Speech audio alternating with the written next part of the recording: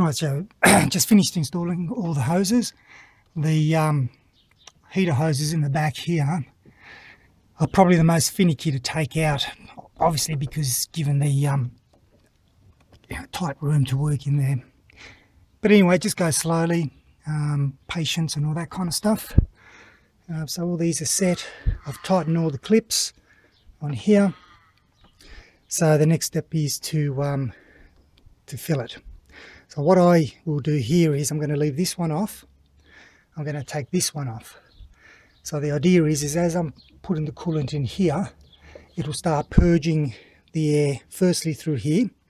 And once I've reached the top here with coolant, I'll put the plug back in and then continue filling it until I start seeing coolant in here. And then what I'll do is, obviously because I don't want to overfill the reservoir, I'll put in some coolant in through here to kind of make sure that there's no air gaps. But oh, and the other thing too is to put the heater on to full hot, so that way we can get the lines purged here as well into the heater core and then back out. But that will happen once we start the motor. Okay, I'll prepare the coolant and start putting it in.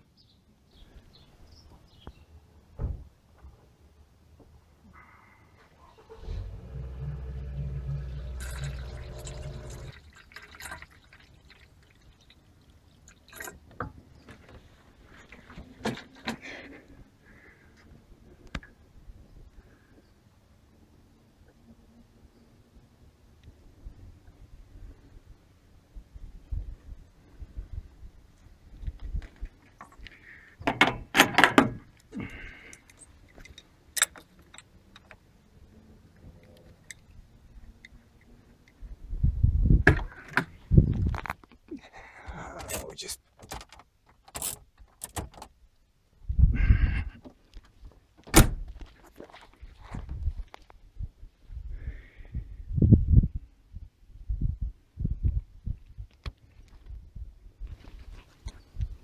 all right, it has now reached the top.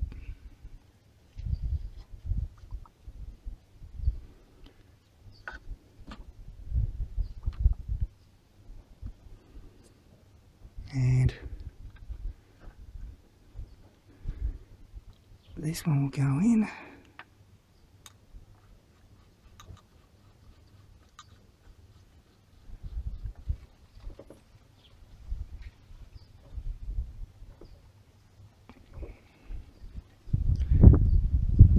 What I'm going to do now is I'm actually going to put this back in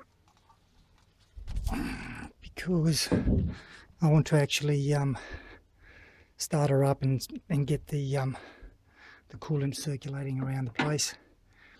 And once it starts circulating, see how much air I can purge from that before putting the cap back on. So I'll just put all this back together now.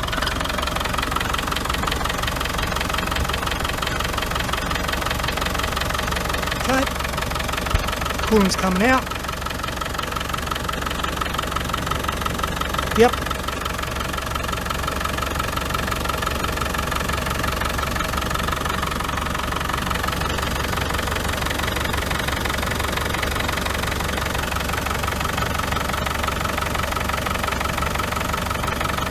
Alright, I've got the heater on. Got way too much coolant here, but I'll drain off the excess once I've let the coolant circulate. Make sure I've actually got all the air out. Probably need about 5 minutes, so that way the thermostat can open and completely circulate the coolant. And what I'll do now is I'll check for leaks. So I've actually hosed down the joints. I'll have to do it here again, but to make sure that there's no coolant leaking through those. That's the coolant alarm I was telling you about, the little sensor that's on the top of the radiator. So there's the light there, telling me that obviously there's air trapped just where the radiator top is. So that'll be something that needs to be purged out. Alright, so the water level alarm has gone off. I've got the heaters going just to monitor that, but obviously being a diesel it takes forever to warm up.